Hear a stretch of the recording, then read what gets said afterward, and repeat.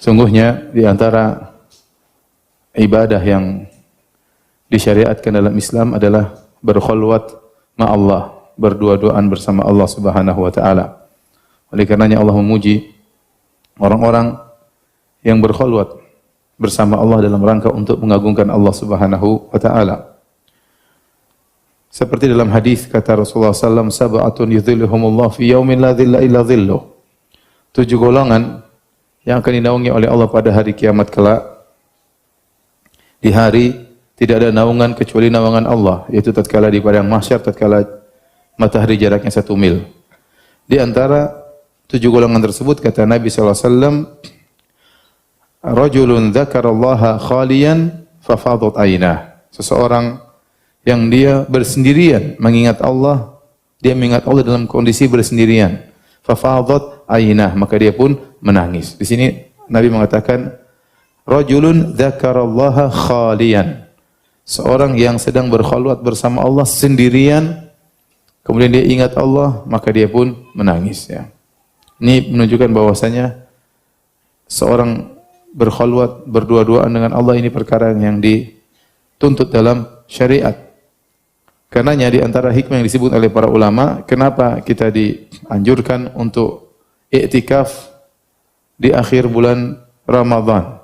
Tidak lain adalah agar kita bisa berkhulwat bersama Allah Subhanahu wa taala. Setelah setahun penuh kita sibuk dengan berinteraksi dengan manusia, maka sisihkan waktu, ya. Agar kita di 10 hari terakhir perbanyak waktu untuk berkhulwat bersama Allah Subhanahu wa taala. Oleh karenanya Ibnu Rajab Al-Hambali tatkala menyebutkan tentang i'tikaf, beliau mengatakan hakikatul i'tikaf, dan hakikat dari i'tikaf adalah qat'ul alaik anil khalaiq wal ittisalu bi khidmatil khaliq. Itu memutuskan segala hubungan dengan makhluk dan menyambung hubungan dengan siapa? Allah Subhanahu wa taala. Itu melatih diri untuk berkhulwat. Sampai-sampai para ulama di antara Imam Ahmad merajihkan bahwasanya tatkala i'tikaf jangan banyak berinteraksi dengan manusia, bahkan ditiadakan pengajian. Ya, para Imam Malik rahimahullah kalau sudah masuk bulan Ramadan dia berhentikan pengajiannya supaya apa? Supaya berkhulwat dengan Allah Subhanahu wa taala. Demikian juga di antara orang-orang yang dinaungi oleh Allah pada hari kiamat kelak, di antara 7 golongan tersebut kata Nabi sallallahu alaihi wasallam, rajulani tahabba fillah ijtama'a alaihi wa tafarraqa alaihi.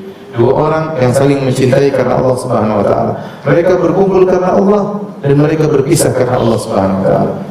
Kalau berkumpul karena Allah, kita semua paham, berkumpul itu mau pengajian, ya, ada acara pengajian, ada acara dakwah, ada acara membantu anak yatim, membantu orang terkena musibah, berkumpul karena Allah.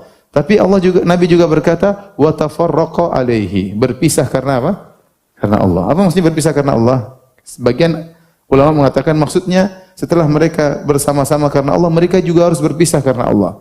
Masing-masing harus sibuk dengan ibadahnya, harus ngaji, khulwat sama Allah Subhanahu wa taala, harus salat malam sendirian. Terus-terusan bersama kawannya, kapan dia bisa berdua-duaan dengan Allah Subhanahu wa taala. Ini isyarat bahwasanya seorang harus menyisihkan waktu untuk bisa berkhulwat dengan Allah Subhanahu wa taala. Kemudian di antara di syariat yang menunjukkan pentingnya berkhulwat dengan Allah adalah syariat salat malam. Syariat salat malam, qiyamul lail. Karenanya Nabi sallallahu alaihi wasallam ketika pertama kali dakwah di kota Madinah, kata Abdullah bin Salam radhiyallahu anhu, awwalu kalamin sami'tuhu minan Nabi sallallahu alaihi wasallam. Perkataan pertama yang aku dengar dari Nabi tatkala beliau berdakwah di kota Madinah, kata Nabi, ya ayuhan nas afshus salam, wahai manusia sekalian tebarkanlah salam. Wasilul arham, dan sambunglah silaturahmi. Wa ta'imut ta'am, dan berilah makan kepada fakir miskin. Kemudian kata Nabi SAW, wa sallu bil laili wan nasu niyam tadkhulul jannata bisalam. Salatlah kalian di malam hari tatkala orang-orang semua sedang tidur pulas, niscaya kalian akan masuk surga dengan penuh keselamatan. Salat malam tatkala orang sedang apa? Tidur pulas. Ini saatnya kita berkhulwat dengan Allah Subhanahu wa taala. Bisa jadi teman-teman kita tidur, istri kita tidur, anak-anak kita tidur, kita bangun.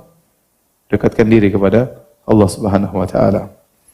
Kenapa ikhwan dan akhwat yang dirahmati Allah Subhanahu wa taala? Karena kita hidup di dunia ini di atas muka bumi tidak lama. 60 sampai 70 tahun, ya. Setelah itu kita akan masuk alam barzakh, meninggal. Dan semenjak kita meninggal dunia kita akan sendirian. Kita akan sendirian. Istri atau suami kita, anak-anak kita yang mengantar kita ke kuburan tidak akan menemani kita di kuburan, ya. Padahal suami kita berkata, aku akan menemanimu hidup dan mati, ya. Begitu sudah mati, dia kawin lagi, ya. Itu kenyataan. Ya. Kata Nabi sallallahu alaihi wasallam, yatba'ul mayit salas. 3 perkara mengikuti mayit.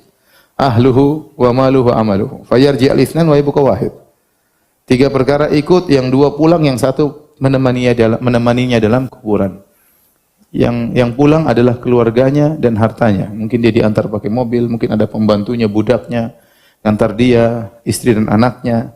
Begitu dia dikuburkan, semua pergi meninggalkannya. Tinggal dia sendiri dalam. Yang menemaninya hanya amal solehnya. Nah, repot kalau dia selama di dunia tidak terbiasa sendiri dengan Allah. Dia hanya bisa mendapatkan kebahagiaan kalau dia berteman dengan kawan-kawan, kalau ngobrol dengan kawan-kawan, nanti dia repot di alam barzakh. Dia repot di alam barzakh. Maka ikhwan dan akhwat, nasihat saya, biasakan diri untuk bahagia tatkala bersendirian dengan cara beribadah kepada Allah Subhanahu wa taala. Rasakan kenikmatan tatkala Anda baca Quran tidak ada yang lihat. Rasakan kenikmatan tatkala Anda bangun malam kemudian salat malam sujud kepada Allah Subhanahu wa taala. Timbulkan kenikmatan tersebut, kelezatan tersebut. Kalau kita sudah terbiasa dengan kelezatan bersendirian bersama Allah, berkhalwat dengan Allah, ya, maka kita akan mudah menghadapi alam barzakh meskipun kita sendirian.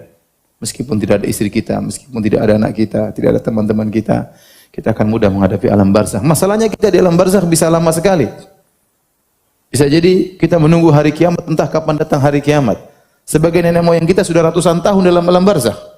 Sebagian nenek moyang kita mungkin sudah 1000 tahun lebih dalam alam barzakh, mungkin ribuan tahun menantikan datangnya hari kiamat. Hidup ini cuma sebentar. 60-70 tahun. Dan betapa banyak orang yang meninggal sebelum 60 atau 70 tahun. Apa kata seorang penyair? Tazawwad minat taqwa fa innaka la tadri idza janna al-lailu hal ta'ishu ila al-fajri wa kam min sahihin mata min ghairi illatin wa kam min saqimin ashahina min ad-dahri. Berbekalah ketakwaan, sungguhnya kau tidak tahu jika telah tiba malam hari apa kau masih bisa hidup sampai pagi hari. Betapa banyak orang yang sehat tiba-tiba meninggal tanpa didahului oleh sakit. Betapa banyak orang sakit disangka meninggal ternyata masih bisa hidup. Wa kam min arusin zayyanuha li zawjiha wa qad nusijat akfanuha wa hiya la tadri. Betapa banyak wanita, mempelai wanita dirias dan dihias untuk dipersembahkan kepada mempelai lelaki. Ternyata kain kafannya sudah dijahit untuknya dan dia tidak tahu akan hal tersebut. Wa kam min fatan amsa wa asbaha dhahikan wa qad udkhilat ajsaduhum dhulmatal qabri. Betapa banyak anak muda di pagi hari masih tertawa, di sore hari masih tertawa, tiba-tiba di malam hari jasadnya sudah dimasukkan dalam liang lahat. Oleh karenanya, kita tidak tahu umur kita kapan. Maka di antara syariat yang sangat dianjurkan dalam Islam adalah membiasakan diri berkhalwat dengan Allah Subhanahu wa taala. Rasakan kelezatan, kenikmatan beribadah tatkala kita sedang bersendirian bersama Allah Subhanahu wa taala. Sungguh sebaik-baik teman adalah Al-Qur'an. Sebaik-baik teman adalah salat malam. Sebaik-baik teman adalah zikir kepada Allah Subhanahu wa taala, ya. Jangan berkhalwat dengan HP di malam hari. Kalau lihat macam-macam, bertualang, tahu-tahu menjelang subuh. Dosa-dosa bertumpuk-tumpuk.